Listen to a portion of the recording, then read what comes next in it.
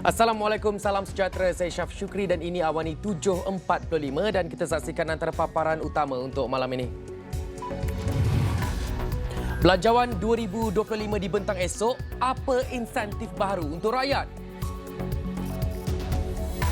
RUU berkaitan warga negara lulus 2/3, lindungi hak warga negara Malaysia. Cari kebebasan, ikut kekasih, punca kes kanak-kanak kerap hilang. Juga langkah Shahnaz Ahmad daripada pelakon kepada pemilik kelab.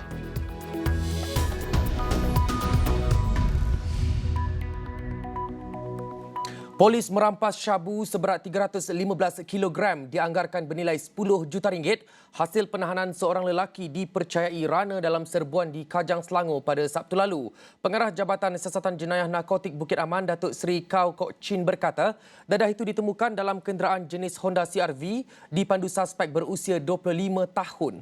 Menurutnya dalam serbuan pada 8.38 malam itu, polis menemukan 15 guni beras mengandungi 20 bungkusan plastik warna kuning teh herba tertera perkataan Guan Ying Wang yang dalamnya mengandungi dadah disyaki syabu disorok di tempat duduk belakang dan but belakang.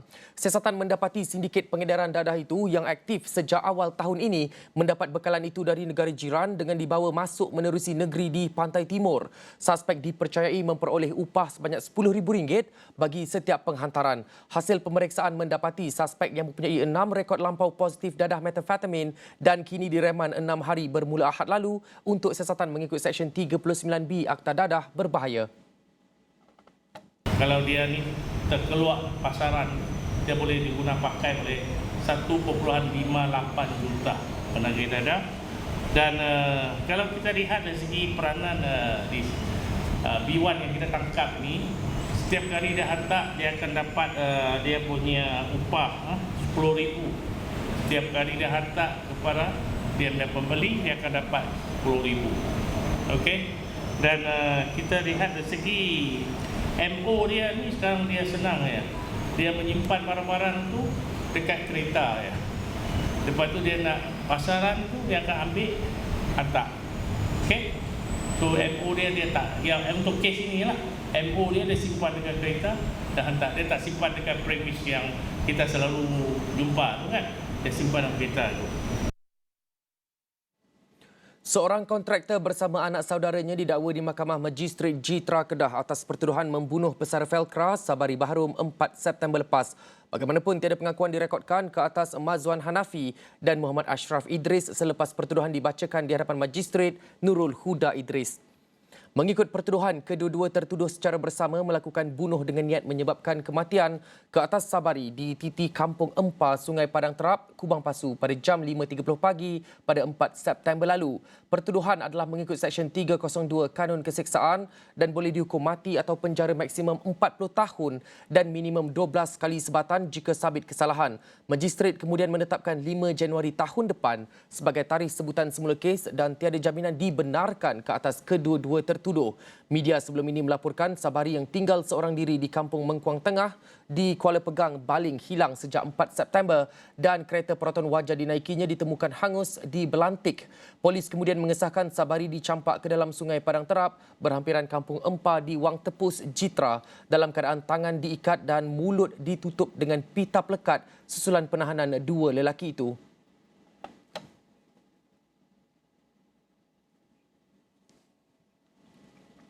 Suruhanjaya Pencegahan Rasuah Malaysia SPRM menyiasat 20 projek Menteri Besar Selangor Pemerbadanan MBI yang dipercayai mempunyai kaitan dengan aktiviti rasuah. Ketua Pesuruhjaya SPRM Tan Sri Azam Baki berkata pihaknya telah menahan reman seorang bekas Ketua Pegawai Operasi COO MBI selama seminggu bermula Khamis bagi membantu siasatan. Ada perkembangan terbaru yang mana seperti mana kita telah umumkan semalam, yang telah perempuan semua tahu ada 6 premises telah digeledah oleh SPRM dan antara penemuan ada lagi antara penemuan yang kita dapat ni ialah penyitaan wang sebanyak RM600,000 suspectedly for that politician. Okay. Dan kita juga sedang menyemak a few companies, so far 5 companies, kerana dikatakan ada share yang disimpan into that company, melibatkan a few person yang kita tangkap ni, dan juga melibatkan suspected melibatkan politician berkenaan.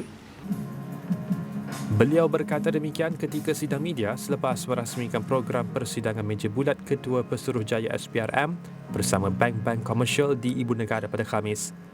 Ketika ditanya mengenai jangkaan tangkapan ahli politik berkenaan, Azam berkata ia memerlukan sedikit masa untuk pegawainya melengkapkan siasatan. Pada masa sama, Azam menafikan projek berkenaan mempunyai kaitan dengan Menteri Besar Selangor, Datuk Seri Amiruddin Syari. SPRM sebelum ini menggeledah beberapa safe house disyaki mempunyai kaitan dengan ahli politik berkait kes rasuah konsesi perlumbungan pasir dan menemukan sejumlah mata wang asing bernilai lebih RM5 juta dipercayai lokasi menyimpan hasil suapan. Cari kebebasan, ikut kawan dan kekasih serta salah faham dengan keluarga antara punca kes kehilangan kanak-kanak di negara ini.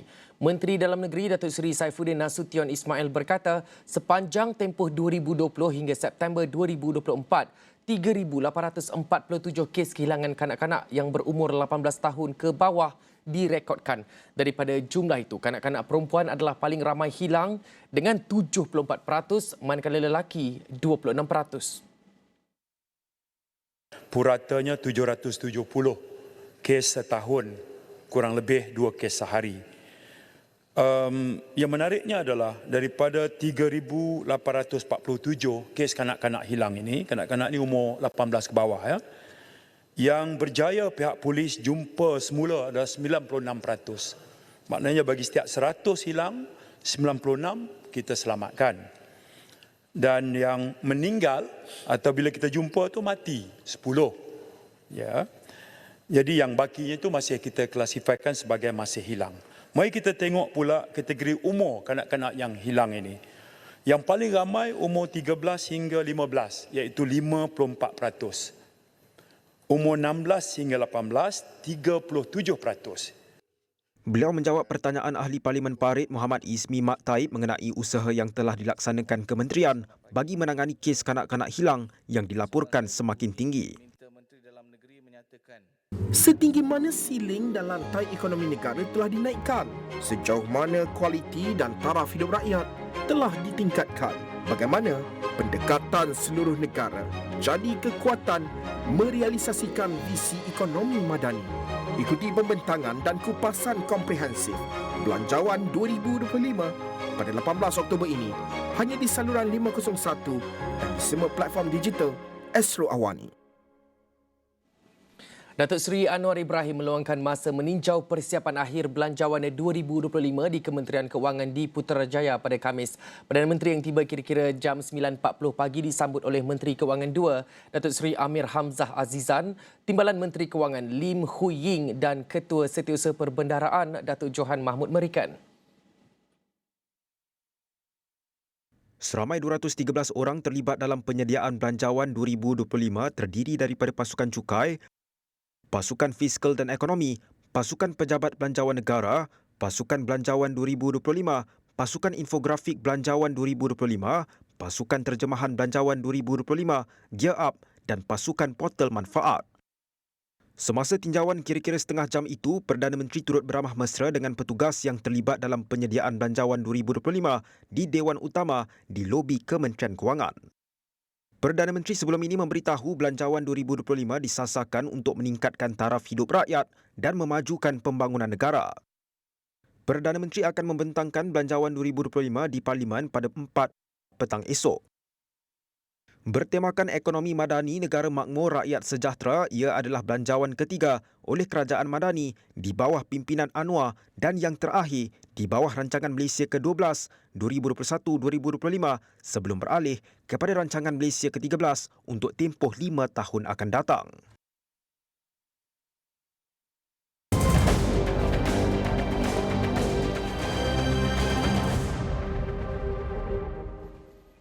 Baling, Langkawi, Bandar Baharu dan Kuala Muda merupakan kawasan paling berisiko dilanda fenomena air pasang besar yang dijangka berlaku antara 18 hingga 21 Oktober ini.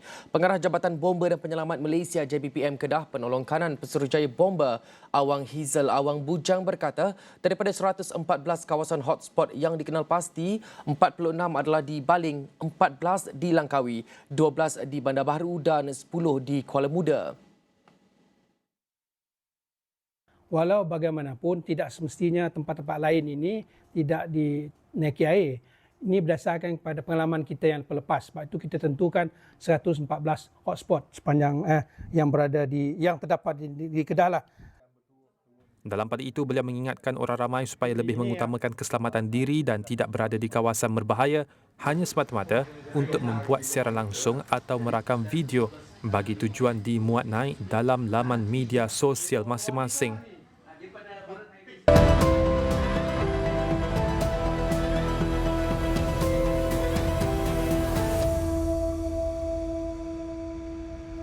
Pengeboman Israel selama 16 hari berturut-turut di Jabalia menghalang kerja mencari dan menyelamat rakyat Palestin yang terperangkap di wilayah utara itu kerana tiada lagi tempat untuk mereka menyelamatkan diri.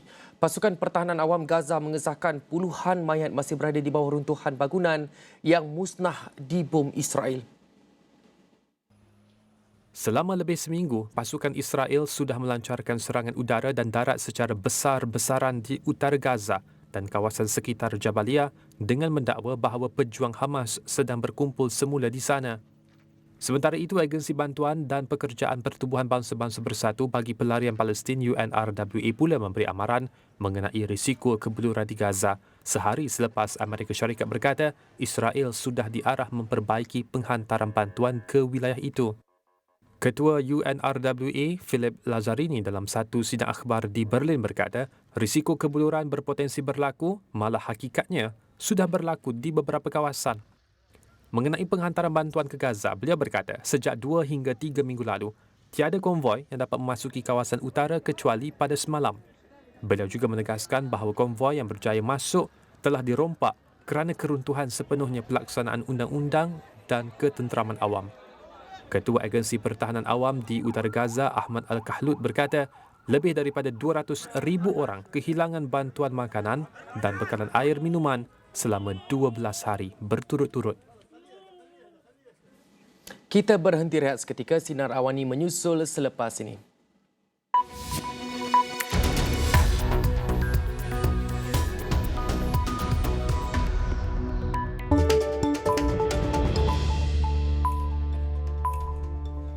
Assalamualaikum, salam sejahtera, Sinar Awani bersama saya Syaf Syukri dan berikut merupakan antara paparan utama untuk malam ini. Belanjawan 2025 dibentang esok. Apa insentif baru untuk rakyat?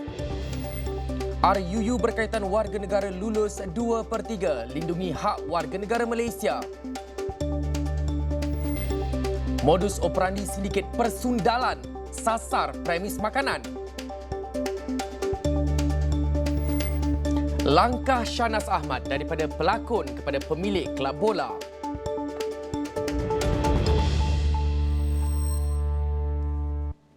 Suruhanjaya Pencegahan Rasuah Malaysia SPRM menyiasat 20 projek Menteri Besar Selangor Pemerbadanan MBI yang dipercayai mempunyai kaitan dengan aktiviti rasuah. Ketua Pesuruhjaya SPRM Tan Sri Azam Baki berkata pihaknya telah menahan reman seorang bekas Ketua Pegawai Operasi COO MBI selama seminggu bermula Khamis bagi membantu siasatan. Ada perkembangan terbaru yang mana seperti mana kita telah umumkan semalam, yang telah kumpulan tahu ada 6 premises telah digeledah oleh SPRM dan antara penemuan ada lagi antara penemuan yang kita dapat ni ialah penyitaan wang sebanyak RM600,000 suspectedly for that politician. Okay. Dan kita juga sedang menyemak a few companies, so far 5 companies, kerana dikatakan ada share yang disimpan into that company. Melibatkan a few person yang kita tangkap ni dan juga melibatkan suspek terlibatkan politician berkenaan. Beliau berkata demikian ketika sidang media selepas merasmikan program persidangan meja bulat Ketua Pesuruhjaya SPRM bersama bank-bank komersial di Ibu Negara pada Khamis. Ketika ditanya mengenai jangkaan tangkapan ahli politik berkenaan, Azam berkata ia memerlukan sedikit masa untuk pegawainya melengkapkan siasatan. Pada masa sama, Azam menafikan projek berkenaan mempunyai kaitan dengan Menteri Besar Selangor, Datuk Seri Amiruddin Syari. SPRM sebelum ini menggeledah beberapa safe house disyaki mempunyai kaitan dengan ahli politik berkait kes rasuah konsesi perlumbungan pasir dan menemukan sejumlah mata wang asing bernilai lebih RM5 juta dipercayai lokasi menyimpan hasil suapan. Suruhanjaya Pencegahan Rasuah Malaysia SPRM tidak akan mendedahkan nama suspek yang terlibat dalam skandal rasuah Menteri Besar Selangor Pemerbadanan MBI. Mengulas dakwaan tular kononnya pelaku adalah bekas Menteri Besar Selangor, Ketua Pesuruhjaya SPRM Tan Sri Azam Baki menegaskan nama suspek hanya akan didedahkan selepas pendakwaan di mahkamah. No, I don't want to comment on that because it can be anybody. So let us wait lah. Ya, tunggu lah.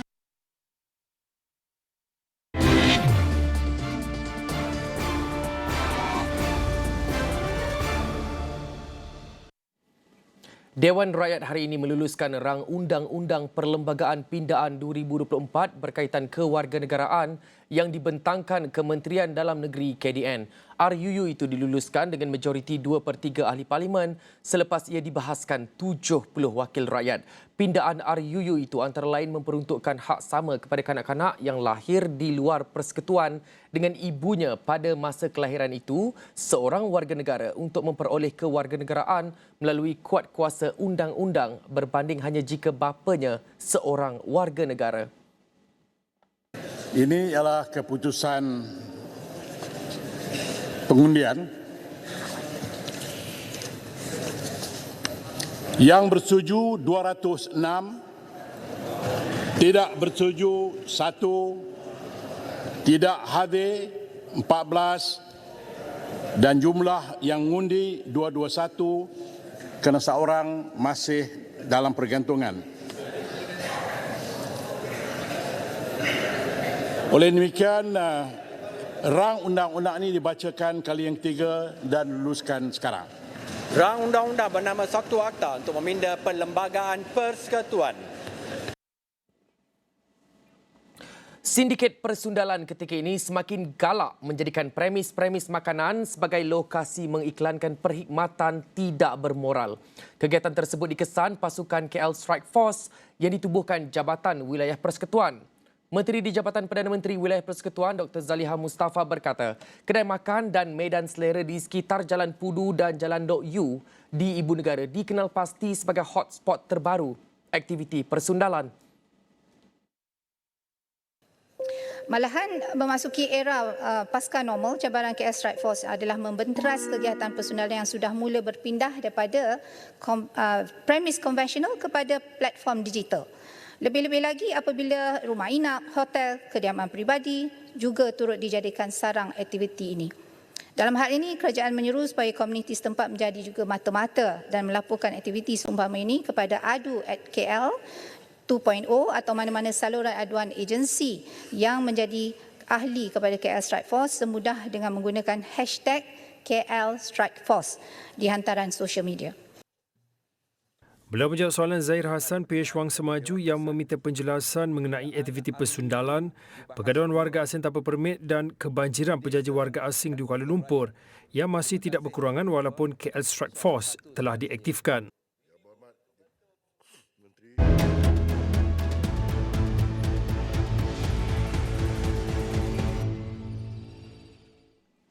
Kerajaan tidak bercadang untuk menubuhkan Suruhanjaya Siasatan Diraja RCI berhubung jenayah yang dikaitkan dengan Global Equine Services and Business GISB Holdings Sendirian Berhad. Menteri Dalam Negeri Datuk Seri Saifuddin Nasution Ismail dalam jawapan bertulis berkata, Polis Diraja Malaysia PDRM perlu diberi ruang dan kepercayaan yang tinggi memandangkan siasatan dan operasi masih berjalan bagi menjejak saki baki pengikut kumpulan itu. Jelas beliau, PDRM juga sudah membuat pemantauan terhadap kegiatan GISB di luar negara. Sekiranya terdapat kesalahan dari sudut undang-undang, tindakan akan diambil melalui Mutual Legal Assistance MLA dan Akta Bantuan Bersama Perkara Jenayah dengan kerjasama Jabatan Peguam Negara dan Interpol. Saifuddin menambah, berdasarkan siasatan PDRM setakat ini, tiada sebarang bukti kukuh yang boleh mengaitkan pegawai kerajaan atau pemimpin politik terlibat atau bersubahat dengan GISB. Walaupun Kementerian Dalam Negeri tidak menolak sebarang kemungkinan kerana siasatan PDRM masih diteruskan daripada pelbagai sudut serta peruntukan undang-undang yang berkuat kuasa. Beliau menjawab soalan ahli Parlimen Kepung Lim Lip Eng di Dewan Rakyat yang mahu tahu adakah RCI diperlukan untuk siasatan GISB dan bagaimana syarikat itu dapat beroperasi di seluruh dunia selama bertahun-tahun tanpa dikesan kesalahan mereka oleh pihak berkuasa. Setelah insiden kehilangan berlaku.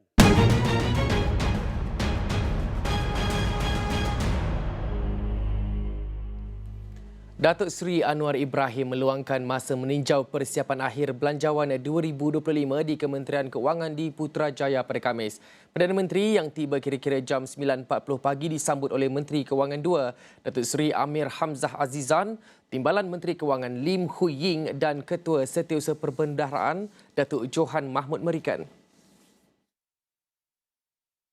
Seramai 213 orang terlibat dalam penyediaan belanjawan 2025 terdiri daripada pasukan cukai, pasukan fiskal dan ekonomi, pasukan pejabat belanjawan negara, pasukan belanjawan 2025, pasukan infografik belanjawan 2025, pasukan terjemahan belanjawan 2025, Gear Up dan pasukan portal manfaat. Semasa tinjauan kira-kira setengah jam itu, Perdana Menteri turut beramah mesra dengan petugas yang terlibat dalam penyediaan belanjawan 2025 di Dewan Utama di lobi Kementerian Kewangan. Perdana Menteri sebelum ini memberitahu belanjawan 2025 disasarkan untuk meningkatkan taraf hidup rakyat dan memajukan pembangunan negara. Perdana Menteri akan membentangkan belanjawan 2025 di Parlimen pada 4 petang esok. Bertemakan ekonomi madani negara makmur rakyat sejahtera, ia adalah belanjawan ketiga oleh Kerajaan Madani di bawah pimpinan Anwar dan yang terakhir di bawah Rancangan Malaysia ke-12 2021-2025 sebelum beralih kepada Rancangan Malaysia ke-13 untuk tempoh 5 tahun akan datang. Cadangan kenaikan gaji minimum dalam belanjawan 2025 dijangka tidak memberi tekanan besar terhadap inflasi dalam konteks ekonomi semasa. Pakar ekonomi Profesor Emeritus Datuk Dr. Zakariah Abdul Rashid menjelaskan, meskipun kenaikan gaji minimum sering dikaitkan dengan kenaikan kos pengeluaran yang boleh menyumbang kepada inflasi, namun tekanan akibat perintah gaji minimum baru mungkin tidak begitu ketara. Zakariah yang juga Profesor Adjang di Pusat Pengajian Pembangunan Ungku Aziz Universiti Malaya berkata, inflasi yang semakin ketara pada masa ini adalah berpunca lebih kepada tarikan permintaan hasil dari pemulihan ekonomi global berbanding tolakan kos yang mungkin disebabkan oleh kenaikan gaji. Tambahan lagi katanya, inflasi domestik banyak dipengaruhi oleh turun naik kadar tukaran ringgit yang kini semakin mengukuh. Atas faktor ini, kemungkinan wujud tekanan yang kuat akibat dari kenaikan gaji tidaklah begitu ketara. Zakariah juga menekankan bahawa produktiviti pekerja mesti ditingkatkan seiring dengan kenaikan gaji minimum. Peningkatan teknologi dan kemahiran dalam tenaga kerja diperlukan untuk memastikan pertumbuhan produktiviti sejajar dengan dasar gaji progresif yang akan diperkenalkan oleh kerajaan. Beliau berkata demikian sesulan jangkaan pengumuman perintah gaji minimum baru yang sepatutnya menggantikan kadar lantai RM1,500 untuk pekerja sektor swasta yang telah tamat tempoh. Inisiatif Kampung Angkat Madani yang dilaksanakan Kerajaan Persekutuan menerusi Belanjawan 2024 telah membawa banyak perubahan kepada 43 kampung di seluruh negara. Ia bertujuan mencari kaedah terbaik dalam memudah cara dan mempercepat pelaksanaan projek kecil di kampung sekaligus merapatkan jurang kemudahan asas. Antara yang menerima manfaat inisiatif ini adalah penduduk di 10 buah kampung dalam Mukim Hulu Besut, Terengganu. Sebelum ini, hampir 5,000 penduduk di 10 kampung dalam Mukim Hulu Besut terpisah dengan pelbagai jurang kemudahan dan pembangunan yang dinikmati penduduk di bandar. Namun, Mukim paling ceruk di daerah Besut itu berubah wajah selepas dipilih sebagai Kampung Angkat Madani di bawah Kementerian Kewangan. Menurut penghulu Mukim Tenang dan Hulu Besut Wan Muhammad Najib Wan Muhammad Yusof, menerusi inisiatif kerajaan pusat itu, beberapa permasalahan penduduk setempat dapat diatasi. Antaranya pewujudan projek pembangunan fizikal seperti pembinaan jambatan kecil dan sistem perparitan, gelanggang petang, sepak takraw dan futsal. Banyak sebenarnya manfaat dia, terutama sekali kepada penduduk-penduduk lah. Yang selama ni kemudahan infra tu agak berkurangan, tetapi selepas program Kampung Akad Madani dilaksanakan, jadi kita banyak dapat manfaat lah untuk penduduk kampung. Antaranya pusat pemindahan kekal kita dapat, satu jambatan baru kita dapat. Semua ni adalah untuk rakyat setempat sebenarnya lah. Jelasnya apabila tiba musim tengkujuh, kawasan kampung mereka juga tidak akan terlepas dari dilanda bencana banjir. Justru Kementerian Kewangan menerusi inisiatif berkenaan telah menyediakan 4 pusat pemindahan kekal bagi membolehkan mangsa terjejas akibat bencana berlindung. Yang sebelum ni kita hanya ada pusat pemindahan sementara saja, yang mana setiap mangsa banjir yang berpindah akan menumpang di surau-surau, sekolah, malahan ada yang menumpang di rumah perseorangan. Jadi dengan bantuan program Kampung Akad Madani ini, sekarang ni telah terlaksana 4 pusat pemindahan kekal lah di Mukim Hulu Besut ni. Jadi ini sedikit sebanyak dapat mengurangkan beban tu.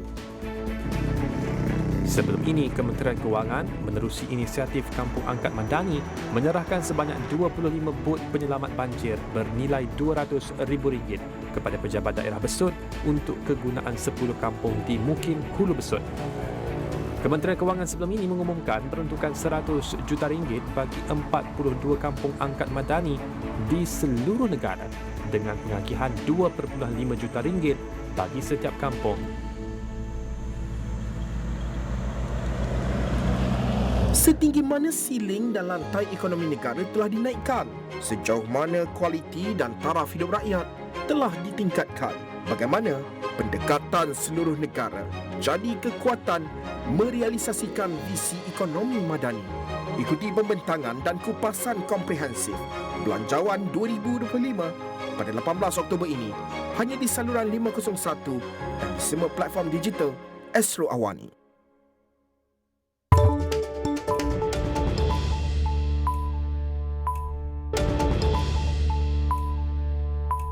Bertemu kembali, seorang kontraktor bersama anak saudaranya didakwa di Mahkamah Magistrate Jitra Kedah atas pertuduhan membunuh pesara Felkras Sabari Bahrum 4 September lepas. Bagaimanapun tiada pengakuan direkodkan ke atas Mazwan Hanafi dan Muhammad Ashraf Idris selepas pertuduhan dibacakan di hadapan Magistrate Nurul Huda Idris. Mengikut pertuduhan, kedua-dua tertuduh secara bersama melakukan bunuh dengan niat menyebabkan kematian ke atas Sabari di Titi Kampung Empa, Sungai Padang Terap, Kubang Pasu, jam 5.30 pagi pada 4 September lalu. Pertuduhan adalah mengikut Seksyen 302 Kanun Keseksaan dan boleh dihukum mati atau penjara maksimum 40 tahun dan maksimum 12 kali sebatan jika sabit kesalahan. Magistrate kemudian menetapkan 5 Januari tahun depan sebagai tarikh sebutan semula kes dan tiada jaminan dibenarkan ke atas kedua-dua tertuduh. Media sebelum ini melaporkan Sabari yang tinggal seorang diri di Kampung Mengkuang Tengah di Kuala Pegang, Baling hilang sejak 4 September dan kereta proton wajah dinaikinya kemudian ditemukan hangus di Belantik. Polis kemudian mengesahkan Sabari dicampak ke dalam Sungai Padang Terap berhampiran Kampung Empa di Wang Tepus Jitra dalam keadaan tangan diikat dan mulut ditutup dengan pita pelekat susulan penahanan dua lelaki itu.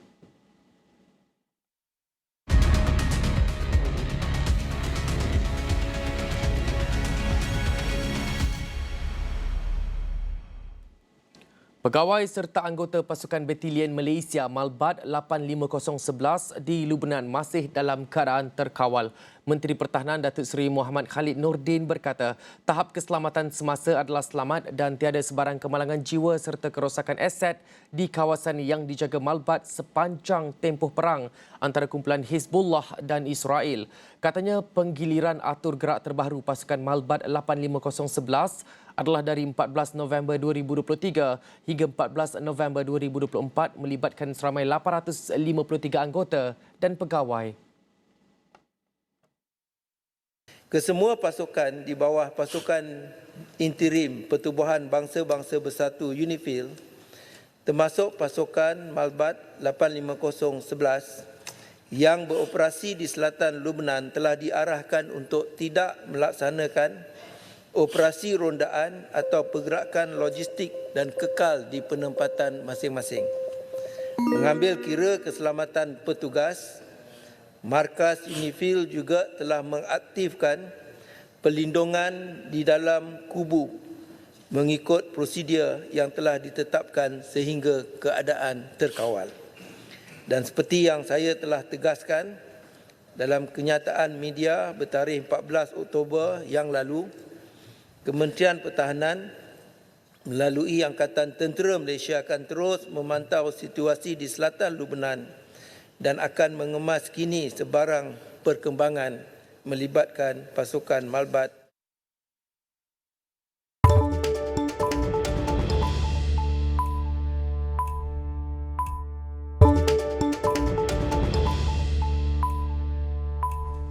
Pelakon Shahnaz Ahmad kini menceburkan diri dalam industri sukan apabila menjadi pemilik kelab bola sepak Karabat FC.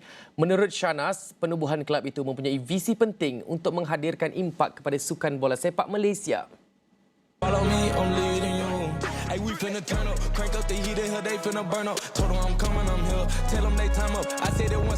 Menurut Shahnaz, penubuhan kelab didorong semangat kesukanan dan keinginan untuk menyediakan platform kepada pemain berbakat mempamerkan kebolehan mereka. Jelasnya kelab itu juga membangunkan identiti tersendiri berdasarkan komitmennya untuk permainan bola sepak yang menarik dan mencapai kejayaan melalui kerja berpasukan dan kemahiran pemain. Kelab itu difahamkan telah ditubuhkan tahun ini dan berpangkalan di Shah Alam serta Kuala Lumpur.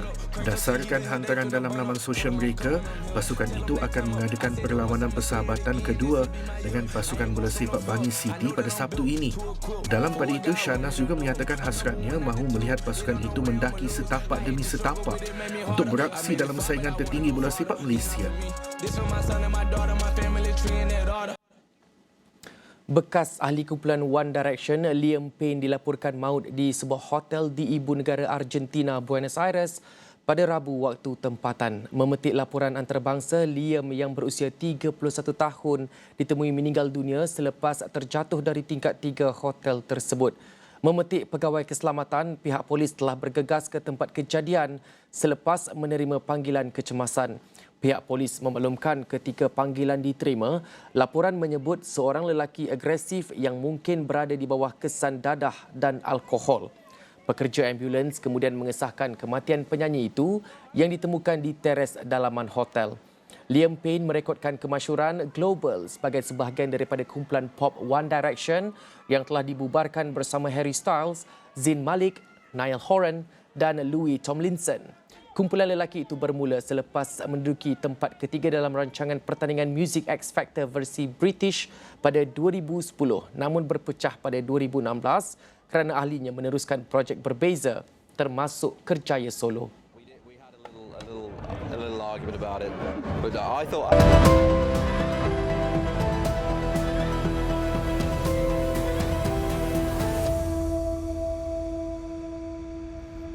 Memasuki hari kedua kempen vaksinasi di Gaza, lebih 64,000 kanak-kanak telah menerima dos vaksin polio dan 51,000 menerima dos vitamin A. Menurut Agensi Kerja dan Bantuan Pertubuhan Bangsa-Bangsa Bersatu bagi Pelarian Palestin UNRWA dalam satu hantaran di X, setakat ini jumlah kanak-kanak yang telah divaksin di Gaza menghampiri 157,000. Tambah UNRWA, walaupun terdapat cabaran besar, usaha vaksinasi terus dilakukan untuk melindungi komuniti. Pada Selasa, Pertubuhan Kesihatan Sedunia WHO memulakan semula kempen vaksinasi polio di tengah Gaza yang merupakan sebahagian daripada perjanjian antara rejim Israel dan Hamas. Jeda kemanusiaan dalam konflik ini juga membolehkan kempen ini mensasarkan ratusan ribu kanak-kanak Palestin. Menteri Kesihatan Majid Abu Ramadan pada Isnin mengumumkan pelancaran pusingan kedua kempen pemvaksinan polio di Semenanjung Gaza untuk kanak-kanak di bawah usia 10 tahun. Beliau menjelaskan kempen vaksinasi itu berlangsung di kawasan Tengah Dir al-Balah selama 3 hari dari 14 hingga 17 Oktober dan boleh dilanjutkan tambahan sehari.